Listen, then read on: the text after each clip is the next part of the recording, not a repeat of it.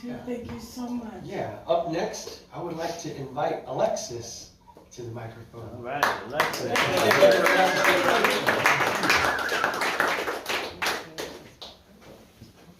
So tonight I have two poems I've done before, and I have one new one for you guys. So I'm going to start with my introduction. My name is Alexis. I'm a poet, I hope. You see, I dream of this but cannot grasp it. These words flow out of me quicker than I recognize, and sometimes it scares me just how often I wear my heart on my sleeve. Mm-hmm. Because I want to wear armor so that they can't see it. But I'm a poet, and they don't stay still inside. I feel like there's a constant battle between my heart and my mind. I say the word mundane all too much. And I think it's because the word mundane means so much more than being human. It means being normal to a degree. And sometimes all I want to be is to be normal.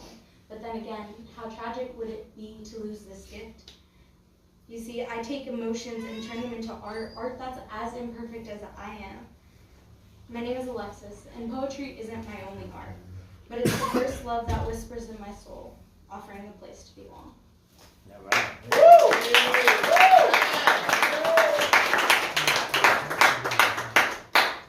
So the second poem I have for you guys tonight is I Met My Younger Self for Coffee. I did this the last time I was here, but I wanted to give it space again, just because it is a more recent poem and it's still something that is fitting to everything going on. And something about this poem also that's resonating with me is my senior year of high school, our teacher had us write letters to ourselves.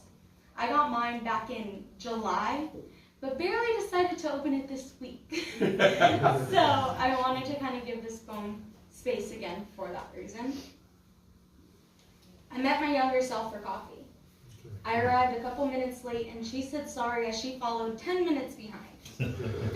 She asked a million questions about me, hoping I wouldn't have a chance to ask her any back.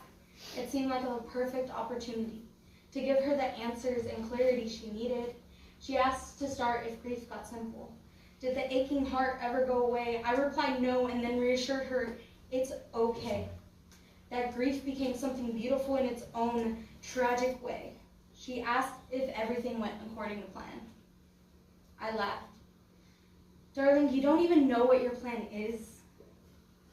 Even then, life decided to morph itself into something you never expected, and yes, it's still terrifying. But you are stronger than the fears living inside your head. I reached forward and grabbed her hand. She didn't truly recognize me, and I don't think I recognized her either. Her eyes were sad. I recognized that lost feeling more than anything. It was somewhere in between anger, sadness, and guilt. She had so many things to say, but never said them. So many times her heart needed to cry, but she didn't think she deserved to. I wanted to tell her to protect her heart, to look out for the signs, and that when someone truly cares about you, you won't feel like you're wasting your breath, to tell them and make them understand that they love you. And that sometimes people you love may love themselves and their addictions more, and that's just not your fault.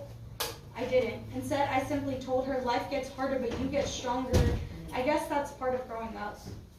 I guess part of growing up is realizing that you need to be heartbroken at times, and one of the biggest is learning to love someone from a distance. I hope to meet again soon, when she's a little older, a little happier, and a little more herself than she's ever been. Woo!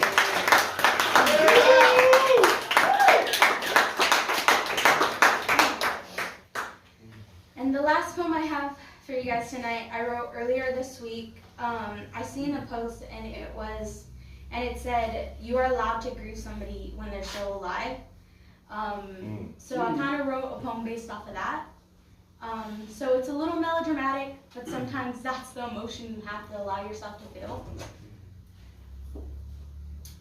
I had to grieve you, to understand that we would have no new stories to share down the road, to mourn the ones that lie in the past now, only photos in boxes. The worst part is that you're still alive and breathing. It doesn't sound right, but neither is this. This feeling of what if, what happened, what changed. Has your heart always felt this way? Was it me you got really old? I'll always remember your laugh. The way you feel so many of my happy memories should be criminal, because I'll always remember your ability to victimize yourself and make yourself and someone else the problem. I feel like it's my fault, and I have to turn the switch. It's so much easier to be angry than it is to be sad, and I don't think you deserve sad. Don't think you deserve grief, and it took me years to realize that grieving you was more for me, so I would feel less like a ticking time bomb and more like myself.